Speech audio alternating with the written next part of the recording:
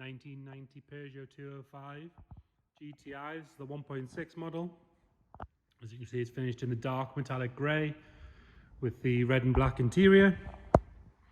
It's on the correct original pepper pot alloys.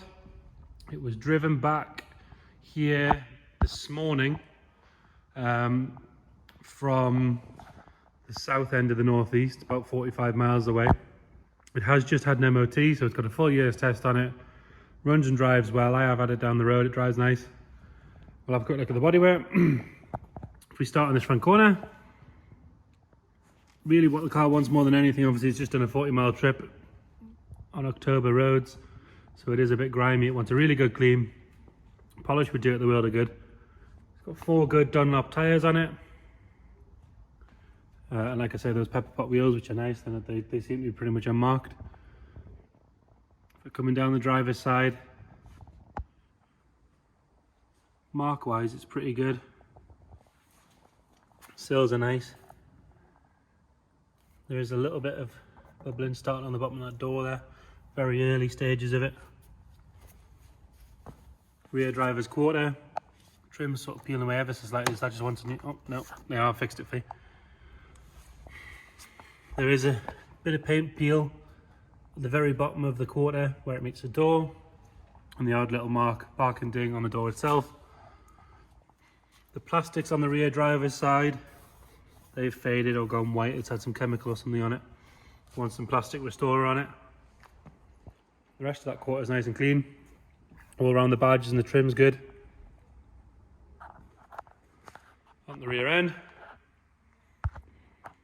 it is missing the rear washer jet. And it has a dent where it meets the plastic trim, which seems to have also pulled the plastic trim away. That wants reattaching properly just to finish the back end off properly. Other than that, exhaust sits well, nice and clean. There's a little bit of paint fade there as well. Good polish will probably sort that out. The spoiler does what they all do, and off the top of the plastic the paint's peeled away a bit. So it either wants stripping back and repainting or cleaning off and leaving. Rear passenger quarter, we've got a little mark down here on the very corner at the bottom. Rest of the quarter itself's nice. Around this barge trim, quite often you get a bit of moisture and dirt trapped in there, but they're good.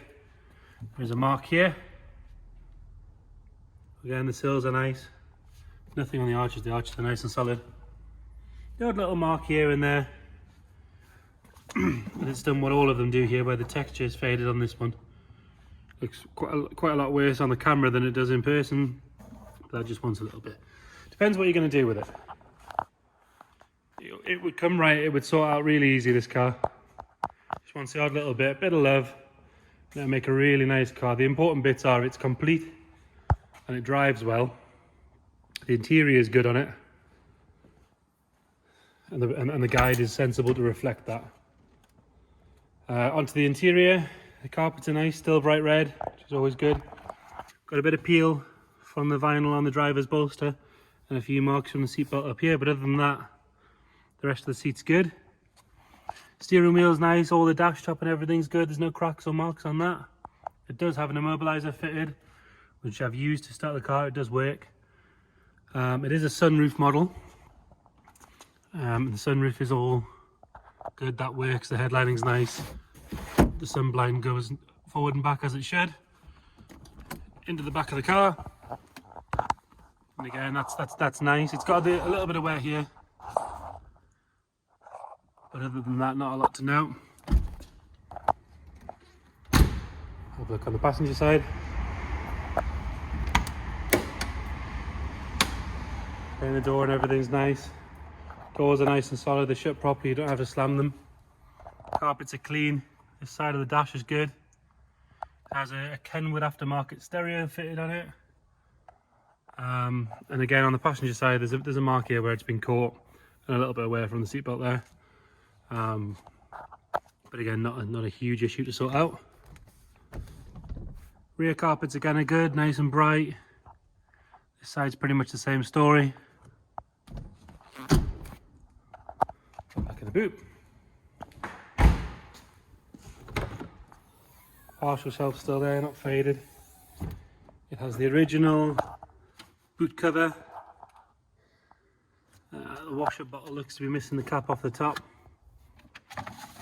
Floor's nice and solid. There's no rust or issues there. All very good. Have a look under the bonnet.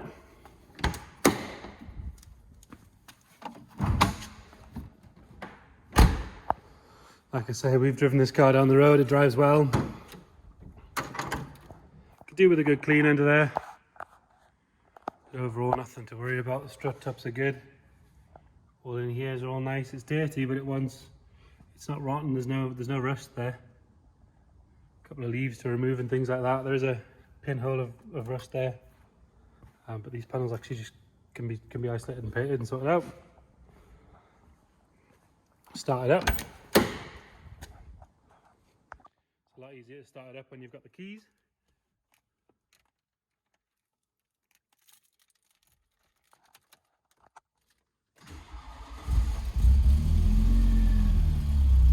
Oil pressure straight up.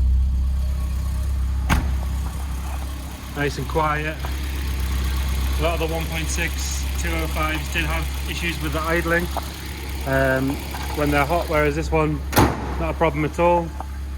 That bonnet shut properly. So there you have it. 1990 205, 1.6 GTI. Any questions, get in touch.